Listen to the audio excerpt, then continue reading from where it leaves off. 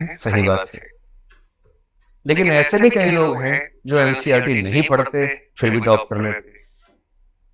तो एनसीईआरटी पढ़ना ऐसा अनिवार्य नियम नहीं कि उसके बिना सिलेक्शन नहीं होगा। लेकिन हाँ, अधिकांश लोग पढ़ते हैं क्योंकि एक अंडरस्टैंडिंग से बन जाती है। नंबर दो, मैंने ये पाया है कि जिन लोगों की बैकग्राउंड बहुत अच्छी नहीं है उनके लिए एनसीईआरटी पढ़ना कुल मिला के कॉस्ट बेनिफिट एनालिसिस में या रिटर्न ऑन इन्वेस्टमेंट के पैरामीटर से बहुत फायदेमंद नहीं होता है।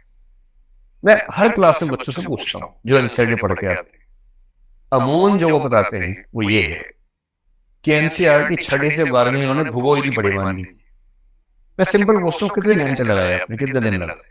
मोटा मोटा जवाब मिलता है कि हमने लगभग 2 महीने लगाए और रोज 5-6 घंटे पढ़ाई की तो हमारा ज्योग्राफी एनसीईआरटी पूरा हो गया।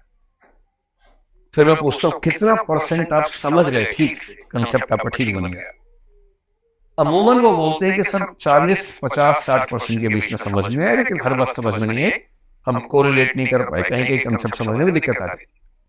तो मैं ये अनुमान करता हूँ कि 2 महीने रोज 6 घंटे का मतलब हो गया 360 घंटे। तो मैं संडे वनडे निकाल के मानता हूँ कि 250-300 घंटे पढ़े होंगे वो। छठी से 12वीं एनसीईआरटी पढ़ ली भूगोल की, समझ में आया मान लीजिए 50-60% किसी को। तो मैं उनसे कहता हूँ, वो क्योंकि क्लास के स्टूडेंट्स हैं, मैं उनकी बात कर रहा हूँ। जिसको अपने आप ही पढ़ना है उसकी बात अलग है, जो क्लास में पढ़ रहा है उसकी बात अलग है। तो मैं कहता हूँ कि जब भूगोल की क्लास आपकी यहाँ होती है, लगभग 80 क्लास होती है, 2.5 घंटे की रोज होती है, 200 घंटे। उन 200 घंटों में